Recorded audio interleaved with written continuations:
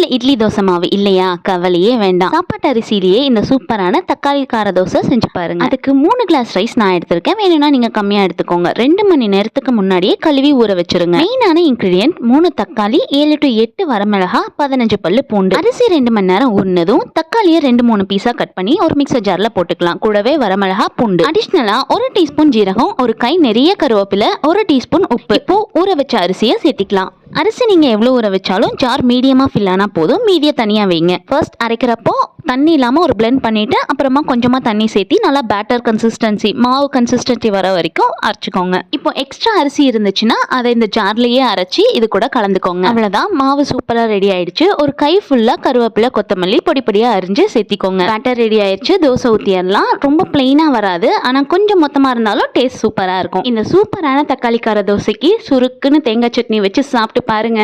இல்ல, நீங்க சாப்பிட்டு பாருங்க.